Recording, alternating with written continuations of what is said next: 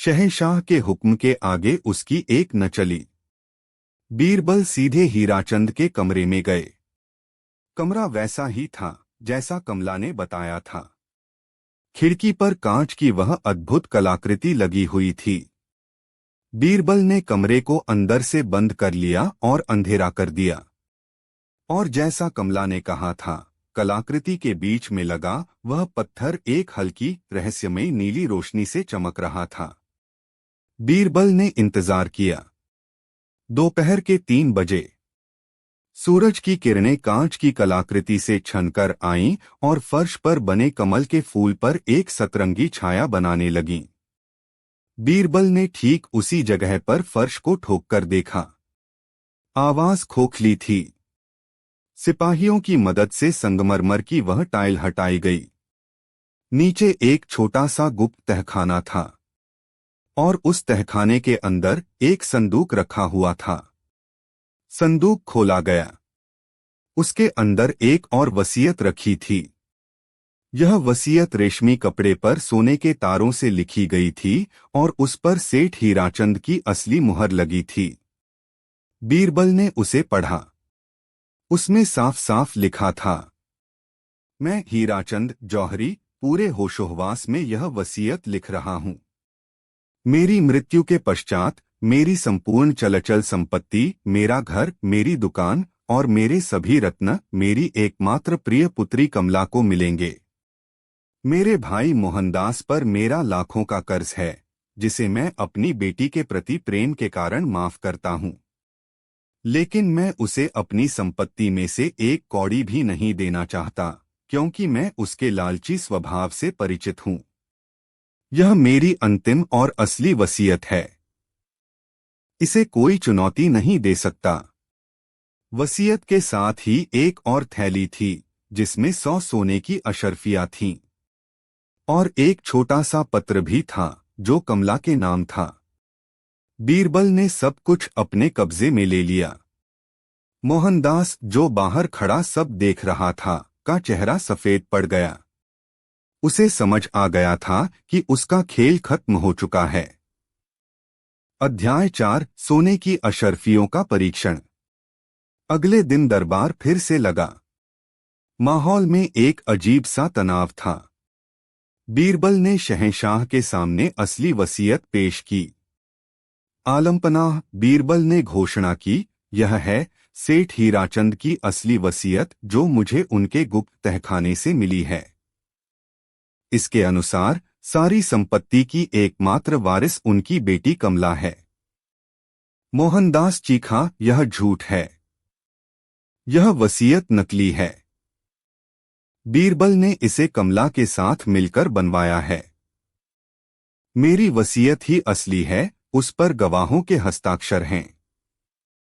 जिन व्यापारियों ने मोहनदास के पक्ष में गवाही दी थी, वे भी उसका साथ देने लगे। हाँ जहांपनाह, हमने खुद सेठ हीराचंद को दस्तखत करते देखा था। अकबर फिर से असमंजस में पड़ गए। अब 2-2 वसीयतें थीं। एक पर गवाह थे, दूसरी बिना गवाहों के एक गुप्त तहखाने से मिली थी। बीरबल मुस्कुराए। जहांपनाह, दूध का दूध और पानी का पानी करने का समय आ गया है। मेरे पास एक और सबूत है। उन्होंने वह थैली निकाली जिसमें 100 सोने की अशर्फियां थीं। यह थैली भी उसी तहखाने से मिली है।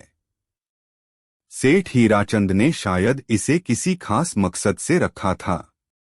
अब हम इन अशर्फियों से ही पूछेंगे कि सच्चा कौन है और झूठा कौन। दरबार में कानाफूसी होने लगी। भला बेजान अशर्फियां कैसे बोलेंगी? बीरबल ने एक बड़े से देग बर्तन में पानी मंगवाया और उसे गर्म करने का आदेश दिया। जब पानी उबलने लगा तो बीरबल ने घोषणा की, यह कोई साधारण अशर्फियां नहीं है। यह चमत्कारी अशर्फियां हैं। सेठ हीराचंद एक पहुंचे हुए संत के भक्त थे, जिन्होंने इन अशर्फियों को सिद्ध किया था।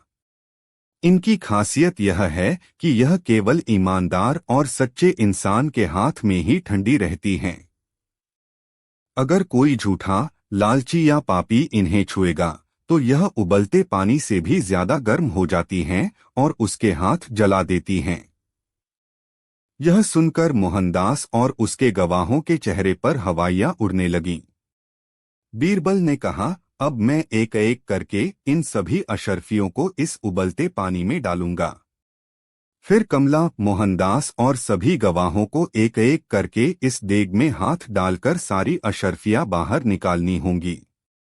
जो सच्चा होगा उसे कुछ नहीं होगा और जो झूठा होगा उसका हाथ जल जाएगा। दूध का दूध, पानी का पानी हो जाएगा। सैनिकों ने देग को दरबार के बीच में रख दिया। भाप की गर्मी दूर तक महसूस हो रही थी। बीरबल ने कमला की ओर देखा। कमला बेटी, शुरुआत तुमसे होगी। क्या तुम तैयार हो? कमला के मन में कोई डर नहीं था। उसे अपने पिता और अपनी सच्चाई पर पूरा भरोसा था। वह आगे बढ़ी, जी मंत्री जी, मैं तैयार हूं। लेकिन जैसे ही कमला ने अपना हाथ देग की ओर बढ़ाया, बीरबल ने उसे रोक लिया। रुको बेटी, तुम एक स्त्री हो और बहुत दुख झेल चुकी हो। तुम्हारे सत्य पर मुझे कोई संदेह नहीं है। तुम यहीं रुको। फिर बीरबल मोहनदास की ओर मुड़े। सेठ मोहनदास, अब आपकी बारी है। आप तो कह रहे हैं कि आप सच्चे हैं, तो दिखाइए अपनी सच्चाई। डालिए हाथ उबलते पानी में और निकालिए सारी अशर्फियां। मोहनदास का चेहरा पीला पड़ चुका था। वह पसीने से तरबतर था। उसने कांपते हुए उबलते पानी के देग को देखा। उसे अपनी आंखों पर यकीन नहीं हो रहा था कि बीरबल ऐसा करने को कह रहे हैं। उसे लगा कि अगर उसने हाथ डाला तो उसकी चमड़ी उधड़ जाएगी। उसे बीरबल की चमत्कारी अशर्फियों की कहानी पर यकीन हो गया था। लालच और डर के बीच उसका दिमाग काम करना बंद कर चुका था। उसने एक नजर अपने साथी गवाहों पर डाली। वे भी डर के मारे थरथर कांप रहे थे। क्या हुआ सेठ जी? बीरबल ने व्यंग्य से कहा।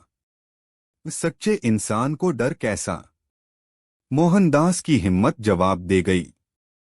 वह जमीन पर गिर पड़ा और बीरबल के पैरों में लिपट गया। मुझे माफ कर दीजिए मंत्री जी। मुझे माफ कर दीजिए जहांपना। मैं झूठा हूं। मैं पापी हूं। वह वसीयत मैंने बनवाई थी। मैंने गवाहों को पैसे देकर खरीदा था। यह सुनते ही पूरे दरबार में सन्नाटा छा गया। मोहनदास के साथी गवाह भी एक एक करके शहंशाह के कदमों में गिरकर माफी मांगने लगे। हुजूर, हमें सेठ ने लालच दिया था। हम बहकावे में आ गए। शहंशाह अकबर का चेहरा क्रोध से लाल हो गया। लेकिन बीरबल की ओर देखकर उनकी आंखों में प्रशंसा का भाव था। बीरबल ने पानी के देग की ओर इशारा करते हुए अपने एक सिपाही से कहा, इस पानी को बाहर फेंक दो। यह तो बिल्कुल ठंडा है। यह सुनकर सब चौंक गए। मोहनदास ने हैरान होकर सिर उठाया। बीरबल ने कहा, मैंने तो बस पानी गर्म करने का नाटक किया था। इसमें कोई चमत्कार नहीं था। चमत्कार तो इंसान के मन में बसे डर और अपराध बोध में होता है। मुझे पता था कि जो झूठा होगा वह अपने पाप के बोझ तले इतना दबा होगा कि ठंडे पानी को भी खौलता हुआ समझेगा और सच उगल देगा। सारा दरबार बीरबल की बुद्धिमानी पर वाह वाह कर उठा। उन्होंने बिना किसी हिंसा या जादूटोने के केवल मनोविज्ञान का सहारा लेकर एक जघन्य अपराधी को उसके घुटनों पर ला दिया था। अध्याय 5, न्याय का अंतिम क्षण और बीरबल की सीख। मोहनदास ने रोते रोते अपना पूरा अपराध कबूल कर लिया। उसने बताया कि कैसे उसने अपने भाई की बीमारी का फायदा उठाया, कैसे उसने हकीम को पैसे देकर गलत दवा दिलवाई ताकि उसकी हालत और बिगड़ जाए, और कैसे उसने अपने भाई के अंतिम क्षणों में धोखे से एक जाली वसीयत पर उनके अंगूठे का निशान ले लिया था। उसने यह भी कबूल किया कि उसने ही पुराने नौकरों को धमकाकर भगा दिया था ताकि कोई सुराग न मिले। यह सुनकर शहंशाह अकबर का क्रोध चरम पर पहुंच गया। धोखेबाज, तुमने न केवल अपनी भतीजी की संपत्ति हड़पने की कोशिश की, बल्कि अपने सगे भाई की मौत के भी जिम्मेदार हो। तुम माफी के काबिल नहीं हो।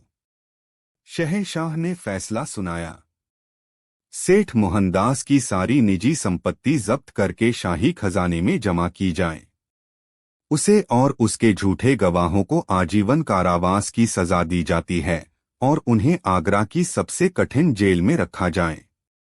सेठ हीराचंद की पूरी संपत्ति, उनकी हवेली, दुकान और सारे रत्न उनकी असली वारिस उनकी पुत्री कमला को सौंप दिए जाएं। शाही खजाने से उसे अतिरिक्त 50,000 अशर्फियों का मुआवजा भी दिया जाए, जो उसे इस दौरान मानसिक पीड़ा झेलनी पड़ी। न्याय हो चुका था। कमला ने रोते हुए शहंशाह और बीरबल का शुक्रिया अदा किया। उसकी आंखों में अब निराशा के नहीं, बल्कि कृतज्ञता के आंसू थे। दरबार खत्म होने के बाद अकबर ने बीरबल को अपने निजी कक्ष में बुलाया। बीरबल, आज तुमने एक बार फिर साबित कर दिया कि तुम्हारी बुद्धि का कोई सानी नहीं है। तुमने न सिर्फ एक बेसहारा लड़की को न्याय दिलाया, बल्कि सत्य को उजागर करने का जो तरीका अपनाया वह अद्भुत था। बीरबल ने विनम्रता से सिर झुकाया। जहांपनाह, यह तो आपका प्रताप है। मैं तो बस आपका एक सेवक हूं। इस मामले ने मुझे एक बार फिर सिखाया कि सच की शक्ति सबसे बड़ी होती है। अपराधी कितना भी शातिर क्यों न हो, वह अपने पीछे कोई न कोई सुराग जरूर छोड़ जाता है। बस उसे देखने के लिए आंखों के साथ साथ दिमाग की भी जरूरत होती है। अकबर मुस्कुराए। और तुम्हारे पास वह दिमाग है, बीरबल। अच्छा, यह बताओ, तुम्हें मोहनदास पर पहला शक कब हुआ? बीरबल ने कहा, जहांपनाह, जब उसने हीराचंद की सबसे प्रिय कृति के बारे में बताते हुए सिर्फ नूरे दक्कन का जिक्र किया और उसके अंधेरे में चमकने वाली खासियत को नजरअंदाज कर दिया। एक भाई जो इतना करीबी होने का दावा कर रहा हो, उसे अपने भाई की सबसे प्रिय चीज के बारे में इतनी अधूरी जानकारी नहीं हो सकती। वहीं से मेरे मन में शक का बीज पड़ गया था। बाकी का काम तो उस पहेली और सोने की अशर्फियों के मनोवैज्ञानिक परीक्षण ने कर दिया। अकबर ने बीरबल की पीठ थपथपाई। शाबाश बीरबल, तुम्हारी वजह से आज मुगल सल्तनत में न्याय का परचम और बुलंद हो गया है। उस दिन के बाद बीरबल के न्याय और सोने की अशर्फियों के परीक्षण का यह किस्सा पूरे हिंदुस्तान में मशहूर हो गया। यह कहानी इस बात का प्रतीक बन गई कि चाहे झूठ कितना भी निश्चित रूप से प्रस्तुत है अकबर और बीरबल की एक विस्तृत कहानी जो लगभग शब्दों में है। यह कहानी केवल एक छोटी सी पहेली नहीं, बल्कि एक गहरा षड्यंत्र, ज्ञान की खोज और मानवीय स्वभाव की पड़ताल है। अकबर और बीरबल, सत्य की 3 कसौटियां। अध्याय 1, चुनौती का आगमन। आगरा का किला अपनी पूरी शानो शौकत के साथ यमुना के किनारे खड़ा था। सूरज की पहली किरणें उसके लाल पत्थर को सुनहला कर रही थीं और भीतर दीवान-ए-आम में हिंदुस्तान के शहंशाह जलालुद्दीन मोहम्मद अकबर अपने सिंहासन पर विराजमान थे। उनका दरबार नवरत्नों की प्रतिभा से जगमगा रहा था। हर ओर शांति और समृद्धि का माहौल था, एक ऐसा साम्राज्य जिसने अपनी सीमाओं को दूर दूर तक फैला लिया था और जिसकी कीर्ति चारों दिशाओं में गूंज रही थी। अकबर का चेहरा आज कुछ विशेष गंभीर था। उनकी गहरी आंखें दरबारियों पर घूम रही थीं, मानो किसी असाधारण घटना की प्रतीक्षा कर रही हों। उनके बगल में उनके सबसे प्रिय और बुद्धिमान सलाहकार बीरबल शांत भाव से खड़े थे। बीरबल के चेहरे पर हमेशा की तरह एक हल्की सी मुस्कान थी, जो उनकी प्रखर बुद्धि और शांत स्वभाव का प्रतीक थी। तभी द्वारपाल ने बुलंद आवाज में घोषणा की, विजयनगर साम्राज्य के महाराज कृष्णदेव राय के विशेष दूत महापंडित ज्ञानसागर शहंशाह हिंद के दरबार में हाजिर होना चाहते हैं। नाम सुनते ही पूरे दरबार में एक खामोशी छा गई। विजयनगर एक शक्तिशाली और समृद्ध राज्य था और उसके विद्वानों की ख्याति दूर दूर तक थी। महापंडित ज्ञानसागर का नाम तो ज्ञान और तर्कशास्त्र का पर्याय माना जाता था। अकबर ने अपने सिंहासन पर थोड़ा तनकर बैठते हुए अनुमति दी, उन्हें ससम्मान अंदर लाया जाए। एक भव्य और तेजस्वी व्यक्ति ने दरबार में प्रवेश किया।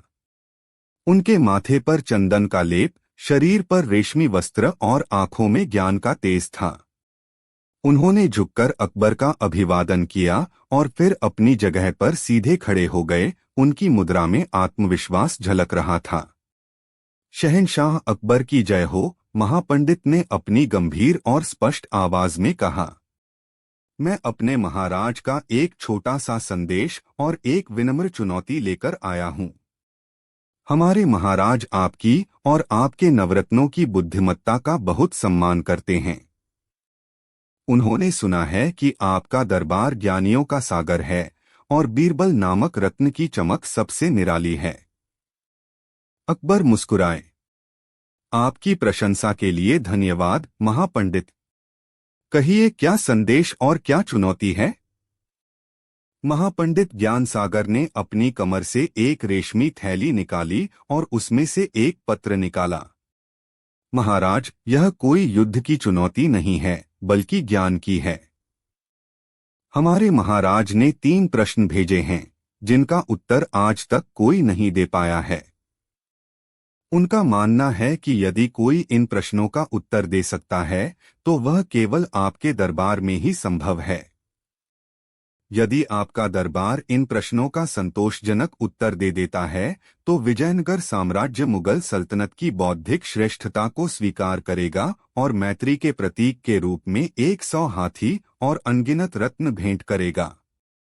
दरबार में उत्साह की लहर दौड़ गई। यह केवल ज्ञान की परीक्षा नहीं थी, बल्कि 2 महान साम्राज्यों के सम्मान का प्रश्न था। और यदि हम उत्तर न दे पाए, अकबर ने पूछा, उनकी आवाज में चुनौती का स्वर था, तो हम समझेंगे कि ये प्रश्न अनुत्तरित ही रहेंगे। महापंडित ने विनम्रता से कहा, लेकिन उनकी आंखों में एक सूक्ष्म चुनौती थी। हम बस यही मानेंगे कि सांसारिक ज्ञान की एक सीमा है। अकबर ने अपने प्रमुख मंत्री मुल्ला इनायत खान की ओर देखा। मुल्ला इनायत खान एक विद्वान व्यक्ति थे, लेकिन बीरबल से मन ही मन बहुत ईर्ष्या करते थे। उन्हें लगता था कि बीरबल की वजह से दरबार में उनकी पूछ कम हो गई है। उन्होंने सोचा कि यह बीरबल को नीचा दिखाने का सुनहरा अवसर है। हुजूर, हमें यह चुनौती स्वीकार करनी चाहिए, मुल्ला इनायत खान ने कहा।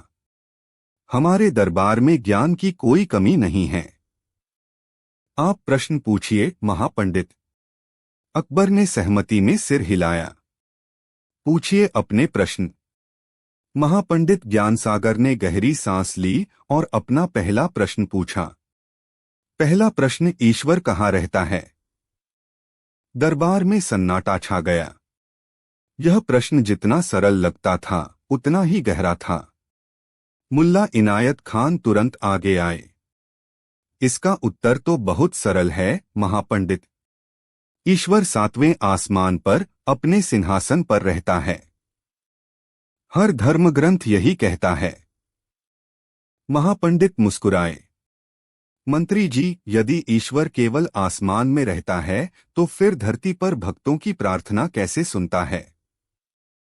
क्या वह मंदिरों, मस्जिदों और गिरजाघरों में नहीं है? क्या वह कण कण में व्याप्त नहीं है, जैसा कि आपके ही कई ग्रंथ कहते हैं? यह उत्तर अधूरा है। मुल्ला इनायत खान का चेहरा उतर गया। दरबार के अन्य विद्वानों ने भी अपने अपने तर्क दिए। किसी ने कहा कि ईश्वर भक्तों के हृदय में रहता है, तो किसी ने कहा कि वह सर्वव्यापी है। लेकिन हर उत्तर पर महापंडित कोई न कोई ऐसा प्रतिप्रश्न कर देते कि उत्तर देने वाला निरुत्तर हो जाता। अकबर की चिंता बढ़ने लगी। उन्होंने महापंडित से दूसरा प्रश्न पूछने को कहा। महापंडित ने अपना दूसरा प्रश्न रखा। दूसरा प्रश्न, ईश्वर क्या खाता है? यह प्रश्न और भी विचित्र था। दरबार में कानाफूसी होने लगी। एक मौलवी ने कहा, ईश्वर को किसी चीज की आवश्यकता नहीं, वह भला क्यों कुछ खाएगा? तो फिर आप लोग उसे प्रसाद और चढ़ावा क्यों चढ़ाते हैं? महापंडित ने तुरंत पलटवार किया। यदि वह कुछ खाता नहीं तो यह सब व्यर्थ है। एक पंडित ने कहा, वह भक्तों द्वारा दी गई भेंट की भावना को ग्रहण करता है। भावना कोई भौतिक वस्तु नहीं है जिसे खाया जा सके, महापंडित ने तर्क दिया। मेरा प्रश्न स्पष्ट है, वह क्या खाता है? दरबारियों के चेहरे पर हवाइयां उड़ने लगीं। यह प्रश्न उनकी समझ से परे था। अकबर का धैर्य जवाब देने लगा। उन्होंने अपने सिंहासन से ही गरज कर कहा, तीसरा प्रश्न। महापंडित ज्ञानसागर ने अपनी दृष्टि पूरे दरबार पर घुमाई और अपना अंतिम और सबसे कठिन प्रश्न पूछा। तीसरा प्रश्न, ईश्वर का सबसे बड़ा शत्रु कौन है? इस बार तो पूरी सभा जैसे सुन्न हो गई। ईश्वर जो सर्वशक्तिमान है, उसका शत्रु कौन हो सकता है? शैतान, दानव? लेकिन वे तो ईश्वर की ही रचना हैं। कोई रचना अपने रचिता की शत्रु कैसे हो सकती है? यदि ईश्वर चाहे तो उन्हें एक पल में नष्ट कर सकता है। तो फिर वे शत्रु कैसे हुए? मुल्ला इनायत खान और अन्य दरबारी पूरी तरह से परास्त हो चुके थे। उनके पास कोई तर्क नहीं बचा था। अकबर का सिर शर्म से झुकने लगा। उन्हें लगा कि आज उनके दरबार की प्रतिष्ठा धूल में मिल जाएगी। तभी उनकी नजर शांत खड़े बीरबल पर पड़ी। अकबर ने लगभग निराश स्वर में पूछा, बीरबल, क्या तुम्हारे पास इन प्रश्नों का कोई उत्तर है? आज पूरे मुगल साम्राज्य की इज्जत दांव पर है। बीरबल ने विनम्रता से सिर झुकाया। आलमपनाह, ये प्रश्न गहरे हैं और इनका उत्तर शब्दों के खेल से नहीं बल्कि अनुभव और समझ से दिया जा सकता है। मुझे इन तीनों प्रश्नों का उत्तर खोजने और उसे सिद्ध करने के लिए 1 सप्ताह का समय चाहिए। महापंडित ज्ञानसागर मुस्कुराए। हमें कोई जल्दी नहीं है। हम 1 सप्ताह प्रतीक्षा करेंगे। लेकिन याद रहे, उत्तर ऐसा हो जो तर्क और प्रमाण दोनों की कसौटी पर खरा उतरे। अकबर ने बीरबल को अनुमति दे दी। पूरा दरबार बीरबल की ओर देख रहा था। कुछ की आंखों में आशा थी तो मुल्ला इनायत खान जैसे ईर्ष्यालु लोगों की आंखों में यह कामना थी कि बीरबल बुरी तरह असफल हो। अध्याय 2, षड्यंत्र का जाल और बीरबल की खोज। जैसे ही दरबार समाप्त हुआ, मुल्ला इनायत खान ने अपने कुछ विश्वासपात्र दरबारियों की एक गुप्त बैठक बुलाई। उनके चेहरे पर कुटिल मुस्कान थी। यह हमारे लिए एक सुनहरा मौका है, उन्होंने कहा। बीरबल ने 1 सप्ताह का समय मांगा है। यह असंभव है कि वह इन प्रश्नों का उत्तर खोज पाएगा। जब वह असफल होगा तो बादशाह की नजरों से गिर जाएगा। हमें यह सुनिश्चित करना है कि वह किसी भी हाल में सफल न हो। एक दरबारी ने पूछा, लेकिन हम करेंगे क्या, मंत्री जी? बीरबल बहुत चतुर है। हम उसकी राह में कांटे बिछाएंगे, मुल्ला ने अपनी योजना बताई। मेरे जासूस दिन रात उस पर नजर रखेंगे। वह जहां भी जाएगा, जिससे भी बात करेगा, हमें सब पता चलेगा। हम उसकी हर कोशिश को नाकाम कर देंगे। हम अफवाहें फैलाएंगे कि बीरबल पागल हो गया है और उलझुल हरकतें कर रहा है। बादशाह तक यह बात पहुंचेगी तो उसका विश्वास और भी कम हो जाएगा। योजना तैयार हो गई। मुल्ला इनायत खान के जासूस बीरबल के पीछे लग गए। उधर बीरबल अपने घर आकर गहन चिंतन में डूब गए। वे जानते थे कि इन प्रश्नों का उत्तर किसी किताब में नहीं मिलेगा। इनका उत्तर जीवन के भीतर आम इंसानों के बीच ही छिपा है। उन्होंने अगले दिन भेष बदलकर शहर में घूमने का फैसला किया। अगली सुबह बीरबल ने एक साधारण किसान का वेश धारण किया और आगरा की गलियों में निकल पड़े। मुल्ला के 2 जासूस साये की तरह उनके पीछे थे। बीरबल शहर के बाहरी इलाके में एक गांव की ओर चल दिए। रास्ते में उन्होंने एक गरीब किसान को देखा जो चिलचिलाती धूप में अपने सूखे खेत को जोत रहा था। उसके बैल कमजोर थे, हल पुराना था और जमीन पत्थर जैसी कठोर थी। फिर भी किसान के चेहरे पर निराशा नहीं बल्कि एक अजीब सी शांति थी। वह काम करते हुए कोई लोकगीत गुनगुना रहा था। बीरबल उसके पास गए और बोले, राम राम भाई, बड़ी मेहनत कर रहे हो। इस साल तो बारिश भी कम हुई है। क्या लगता है कुछ फसल होगी? किसान ने पसीना पोंछते हुए मुस्कुराकर कहा, राम राम, मेहनत करना मेरा काम है भाई, फसल देना ऊपर वाले का काम है। वह जो देगा उसमें संतोष है। वह सब देख रहा है। वह मेरे दिल में रहता है और मुझे यकीन है कि वह मेरा पेट खाली नहीं रखेगा। यह सुनकर बीरबल की आंखों में एक चमक आ गई। वह मेरे दिल में रहता है। उन्हें अपने पहले प्रश्न के उत्तर की एक झलक मिली। ईश्वर महलों या आसमानों में नहीं बल्कि इस गरीब किसान जैसे सच्चे और संतोषी भक्त के हृदय में रहता है। बीरबल ने किसान को धन्यवाद दिया और आगे बढ़ गए। पीछे छिपे जासूसों ने यह सब देखा। उन्होंने सोचा कि बीरबल पागलों की तरह किसानों से बात करके अपना समय बर्बाद कर रहा है। दोपहर में बीरबल एक घनी आबादी वाले मोहल्ले में पहुंचे। उन्होंने देखा कि एक घर के बाहर एक मां अपने बीमार बच्चे को गोद में लिए बैठी थी। बच्चा रो रहा था और मां उसे चुप कराने की पूरी कोशिश कर रही थी। उसने बच्चे के लिए अपनी रोटी का टुकड़ा तोड़कर रख दिया था, जबकि खुद भूखी थी। उसकी आंखों में चिंता और वात्सल्य का सागर उमड़ रहा था।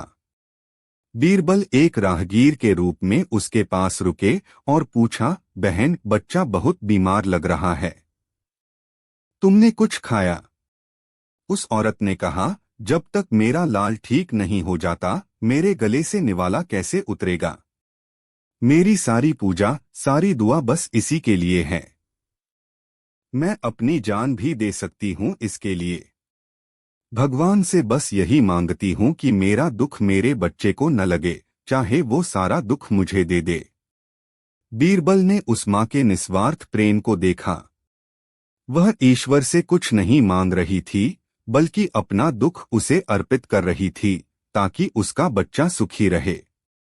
बीरबल को अपने दूसरे प्रश्न के उत्तर की दिशा मिली। ईश्वर क्या खाता है? वह भक्तों का अहंकार और दुख खाता है। जब भक्त अपना सब कुछ, अपना सुख दुख, अपना मैं ईश्वर को समर्पित कर देता है तो ईश्वर उसे ग्रहण करता है और बदले में शांति और कृपा प्रदान करता है। यह किसी प्रसाद या भौतिक वस्तु का भोग नहीं बल्कि अहंकार के विसर्जन का भोग है। जासूसों ने यह दृश्य भी देखा और मुल्ला इनायत खान को खबर दी। मुल्ला हंसा, मैंने कहा था न, वह पागल हो गया है। कभी किसानों से बात करता है, कभी रोती हुई औरतों से। बादशाह को जब यह पता चलेगा तो वह क्या सोचेंगे? अब बीरबल को तीसरे प्रश्न के उत्तर की तलाश थी। ईश्वर का सबसे बड़ा शत्रु कौन है? इसके लिए उन्हें एक अलग तरह के व्यक्ति की तलाश थी। वह शहर के सबसे बड़े बाजार में गए। वहां उन्होंने एक अत्यंत धनी सेठ जमनादास को उसकी दुकान पर देखा। जमनादास कंजूसी और लालच के लिए पूरे शहर में बदनाम था। वह गरीबों को दुत्कारता, ग्राहकों को ठगता और हर समय केवल पैसा कमाने की धुन में रहता था। बीरबल एक खरीदार बनकर उसकी दुकान पर गए।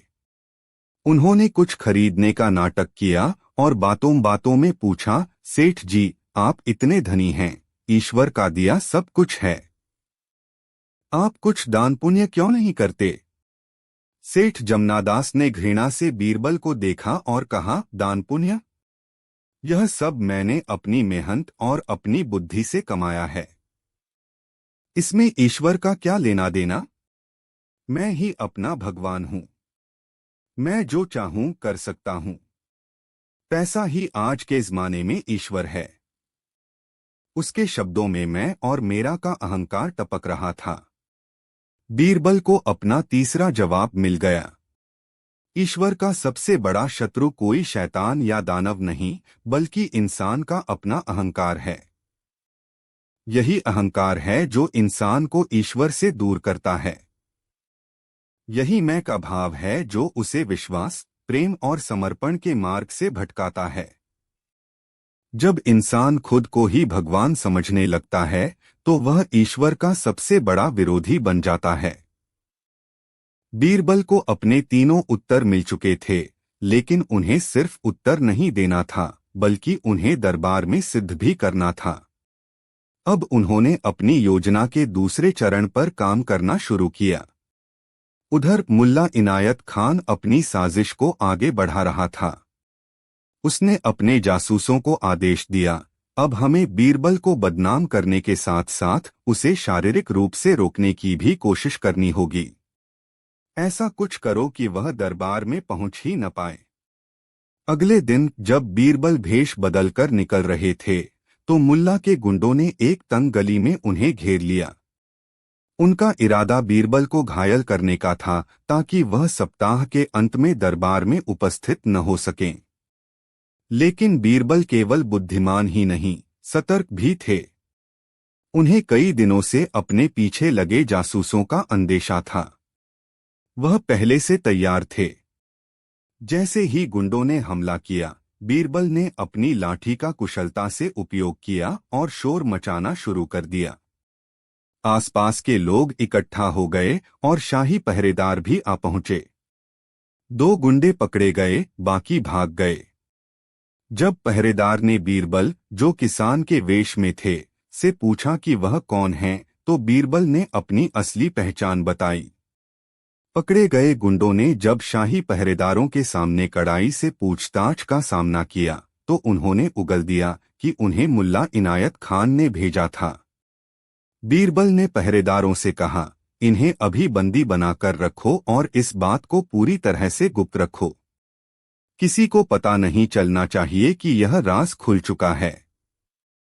अब बीरबल के हाथ में मुल्ला इनायत खान के खिलाफ एक ठोस सबूत था।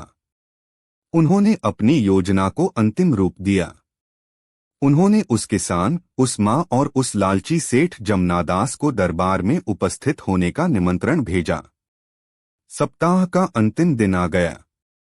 पूरे आगरा में यह खबर फैल चुकी थी कि आज बीरबल उन 3 रहस्यमयी प्रश्नों का उत्तर देंगे। दीवानयाम खचाखच भरा हुआ था।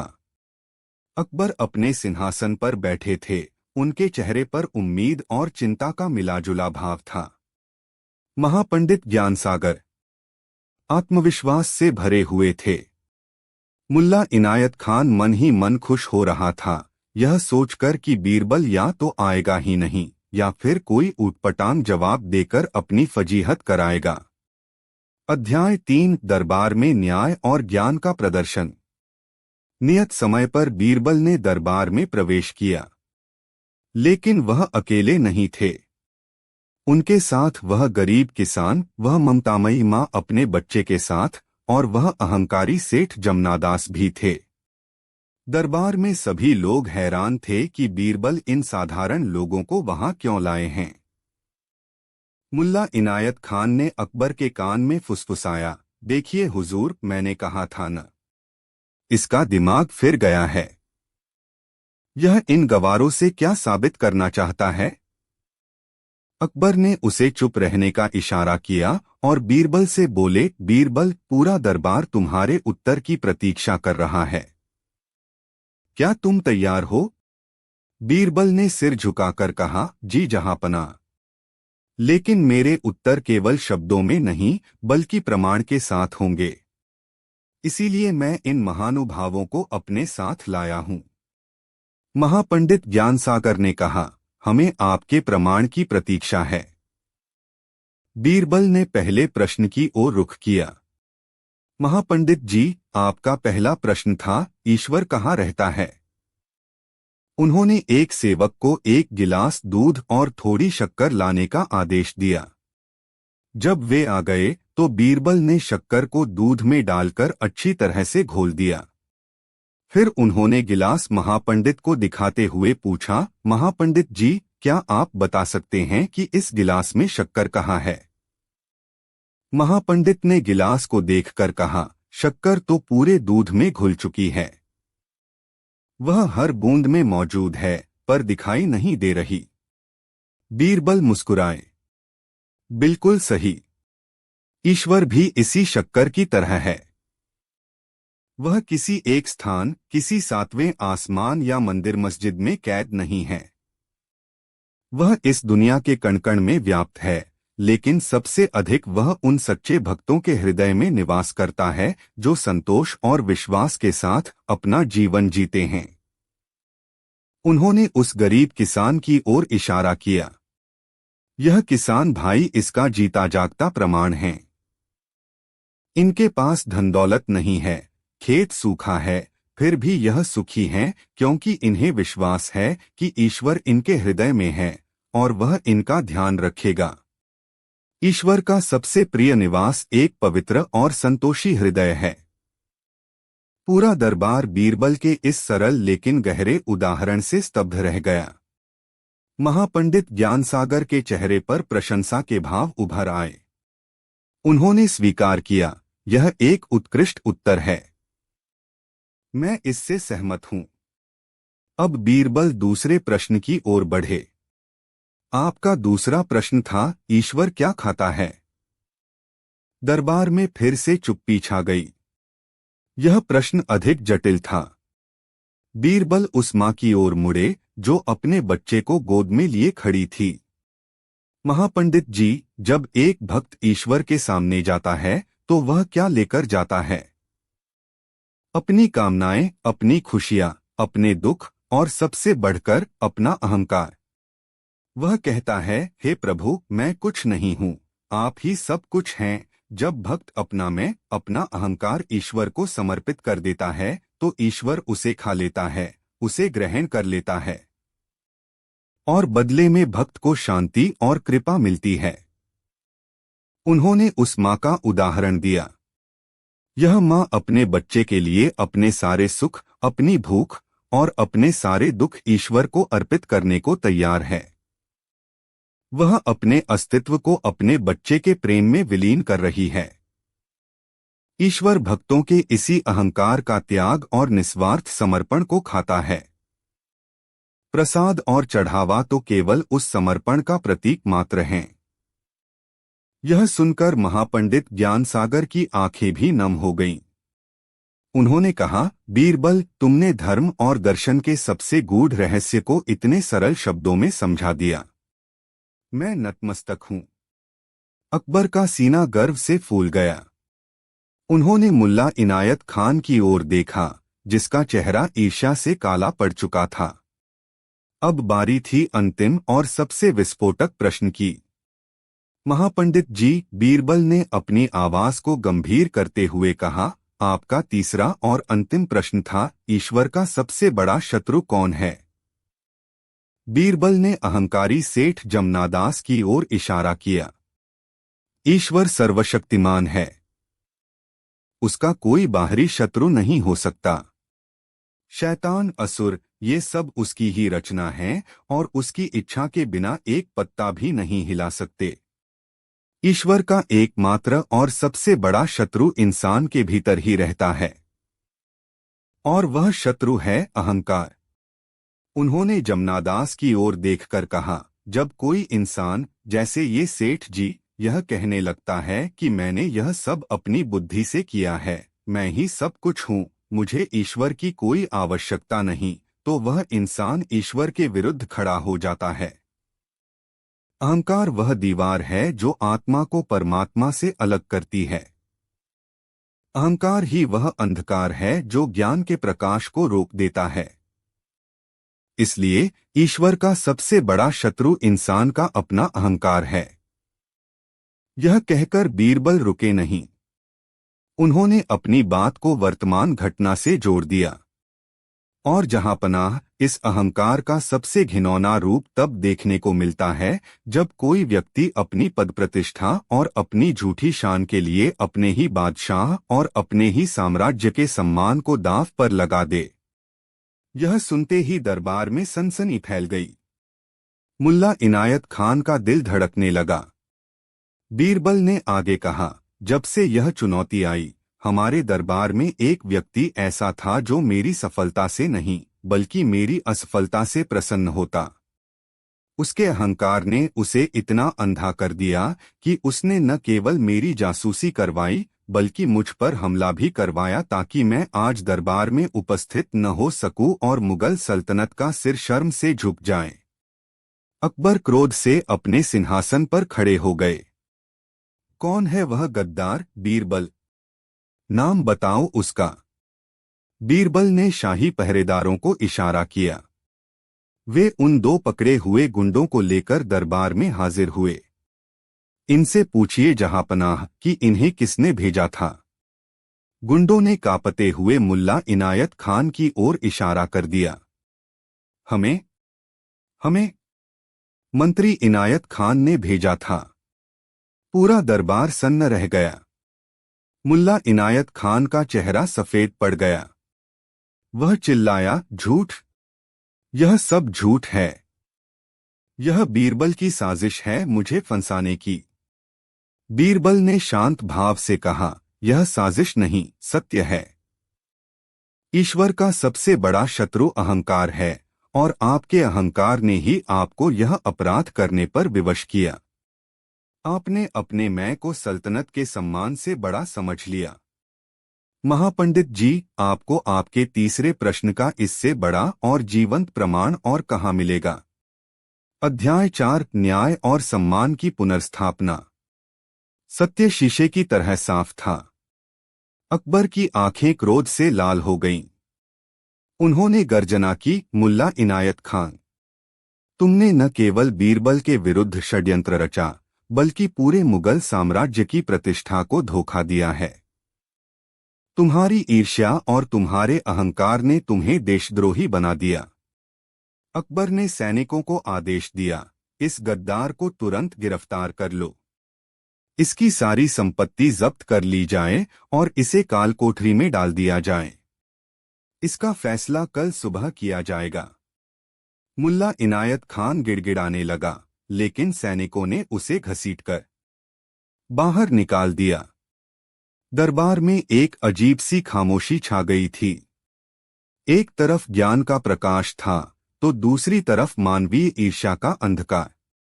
महापंडित ज्ञान सागर अपनी जगह से उठे और बीरबल के सामने आकर हाथ जोड़ लिए। मंत्री बीरबल, मैं तो केवल ज्ञान की परीक्षा लेने आया था, लेकिन आपने तो मुझे जीवन का दर्शन करा दिया। आपने न केवल मेरे प्रश्नों के उत्तर दिए बल्कि उन्हें साक्षात प्रमाणित भी कर दिया। मैं अपनी और अपने महाराज की ओर से अपनी हार स्वीकार करता हूँ। मुगल सल्तनत और शहंशाह अकबर वास्तव में धन्य हैं कि उनके पास आप जैसा रत्न है। उन्होंने अकबर की ओर मुड़कर कहा, शहंशाह, हमारी शर्त के अनुसार विजयनगर की ओर से 100 हाथी और बहुमूल्य रत्न आपकी सेवा में शीघ्र ही भेजे जाएंगे। हम सदा आपके साम्राज्य की बौद्धिक श्रेष्ठता और मित्रता का सम्मान करेंगे। अकबर अपने सिंहासन पर बैठे। उनका क्रोध अब शांत हो चुका था और उनकी आंखों में बीरबल के लिए असीम स्नेह और सम्मान था। बीरबल, अकबर ने भावुक स्वर में कहा, आज तुमने केवल दरबार की लाज नहीं रखी बल्कि हमें यह भी सिखाया है। सकती है। हमें उसे उसी के खेल में मात देनी होगी। हमें उसे एक ऐसा लालच देना होगा कि वह खुद अपने जाल में आ फंसे। कैसा लालच? अकबर ने पूछा। एक ऐसा लालच जिसे अदृश्य चोर नजरअंदाज न कर सके। बीरबल की आंखों में एक शरारती चमक थी।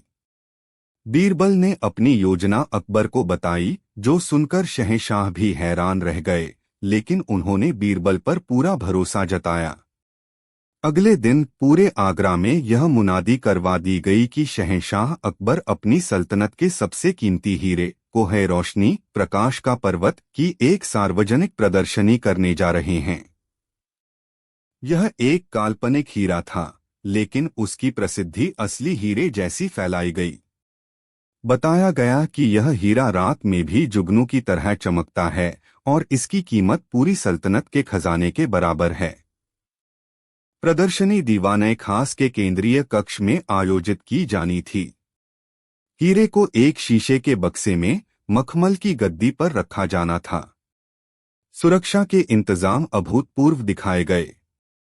कक्ष के चारों ओर दर्जनों पहरेदार तैनात किए गए। फारसी राजदूत बहराम खान ने जब यह सुना तो उसकी आंखों में लालच और अहंकार की चमक आ गई। यह उसके लिए आखिरी और सबसे बड़ा मौका था। अगर वह शहंशाह के सबसे कीमती हीरे को उनकी नाक के नीचे से चुरा ले तो यह मुगल सल्तनत के मुंह पर सबसे बड़ी कालिख होगी। उसने लैला को इस आखिरी और सबसे मुश्किल काम के लिए तैयार किया। लेकिन बीरबल ने अपना असली जाल कहीं और बिछाया था। उन्होंने कक्ष की सुरक्षा में जानबूझकर एक कमजोरी छोड़ी। कक्ष के गुंबद में एक छोटा सा रोशनदान था जो आमतौर पर बंद रहता था। बीरबल ने उसे खुला छोड़ दिया। यह बहराम खान और लैला के लिए एक निमंत्रण था। असली जाल था फर्श पर। बीरबल ने शाही हकीम से एक विशेष लेप बनवाया था। यह शहद, गोंद और एक अदृश्य रंगहीन पाउडर का मिश्रण था। इस लेप को हीरे के चारों ओर फर्श पर एक बड़े से घेरे में बहुत पतली परत में फैला दिया गया। सामान्य रोशनी में यह बिल्कुल दिखाई नहीं देता था। इसके अलावा बीरबल ने कुछ और भी किया। उन्होंने दीवाने खास से जुड़ने वाले सभी गुप्त और सामान्य रास्तों पर अपने सबसे भरोसेमंद लोगों को साधारण भेष में छिपा दिया। उनका काम चोर को पकड़ना नहीं, बल्कि बस उस पर नजर रखना था कि वह चोरी के बाद किस दिशा में जाता है। प्रदर्शनी की रात आई। दीवाने खास रोशनी से जगमगा रहा था। बहराम खान भी दूसरे मेहमानों के साथ मौजूद था, चेहरे पर प्रशंसा का भाव लिए पर मन में साजिश की योजना बनाते हुए। देर रात जब महफिल खत्म हुई और सब चले गए, पहरेदार अपनी अपनी जगहों पर तैनात हो गए। बीरबल और अकबर एक गुप्त कक्ष से पूरे दृश्य पर नजर रखे हुए थे। घंटे बीत गए। आधी रात के करीब जब सन्नाटा गहराया, रोशनदान से एक पतली रस्सी नीचे आई और फिर लैला एक परछाई की तरह चुपचाप नीचे उतरी। वह इतनी फुर्तीली थी कि जमीन पर उसके पैर रखने की आवाज तक नहीं हुई। वह दबे पांव हीरे के बक्से तक पहुंची। उसने आसपास देखा और फिर शीशे के बक्से का छोटा सा ताला एक पतले तार से खोल दिया। उसने हीरे, जो असल में कांच का एक टुकड़ा था, को उठाया और अपनी कमर में बंधी थैली में रख लिया। जैसे ही वह पलटी, उसके पैर उस चिपचिपे लेप पर पड़ गए। उसे कुछ अजीब महसूस हुआ, लेकिन अंधेरे में वह कुछ समझ नहीं पाई। वह जल्दी से रस्सी के सहारे वापस ऊपर चढ़ी और अंधेरे में गायब हो गई। पहरेदारों को कुछ पता नहीं चला। सब कुछ योजना के अनुसार हुआ। बहराम खान अपने कक्ष में इंतजार कर रहा था। जब लैला हीरा लेकर पहुंची तो वह अपनी जीत पर हंसा। उसने बच्ची को कुछ सोने के सिक्के दिए और सुबह दरबार में तमाशा देखने का इंतजार करने लगा। अध्याय 5 पर्दाफाश और सच्ची चतुराई। अगली सुबह दरबार लगा। माहौल में एक नाटकीय तनाव था। रात में ही यह खबर फैला दी गई थी कि कोहे रोशनी चोरी हो गया है। दरबारी हैरान और डरे हुए थे। बहराम खान बड़े आत्मविश्वास के साथ दरबार में आया। उसने बड़े अफसोस भरे स्वर में कहा, जहांपनाह, हमें सुनकर बहुत दुख हुआ। आपकी सल्तनत में ऐसी घटनाएं, यह वाकई चिंता का विषय है। उसकी बातों में हमदर्दी कम और ताना ज्यादा था। अकबर ने गुस्से से उसकी ओर देखा, लेकिन बीरबल के इशारे पर शांत रहे। चोर बहुत शातिर है, अकबर ने कहा। उसने कोई निशान नहीं छोड़ा। तो अब क्या होगा, जहांपनाह, मुल्ला दो प्याजा ने कहा। क्या हम मान लें कि वह जिन्न हमारी पहुंच से बाहर है? तभी बीरबल आगे आए। नहीं मुल्ला जी, चोर पकड़ा जा चुका है। पूरा दरबार चौंक गया। बहराम खान का चेहरा पीला पड़ गया। यह कैसे हो सकता है? कौन है चोर? अकबर ने पूछा। जहांपनाह, बीरबल ने कहा, चोर ने कोई निशान नहीं छोड़ा, यह सच है। लेकिन वह अपने साथ एक ऐसा निशान ले गया है जो उसे दुनिया के किसी भी कोने में ढूंढ निकालेगा। बीरबल ने ताली बजाई। दो सैनिक अंदर आए। उनके साथ वह बच्ची लैला थी, जो डरी समी खड़ी थी। यह है वह अदृश्य चोर, बीरबल ने कहा। दरबार में कानाफूसी होने लगी। एक बच्ची? यह नामुमकिन है। बहराम खान जोर से हंसा। यह क्या मजाक है बीरबल? आप एक मासूम बच्ची पर इतना बड़ा इल्जाम लगा रहे हैं? क्या सबूत है आपके पास? सबूत है, बीरबल ने शांति से कहा। और सबूत बड़ा सीधा सादा है। बीरबल ने सैनिकों को इशारा किया। वे एक बड़ा सा थाल लेकर आए, जिस पर महीन सफेद आटा फैला हुआ था।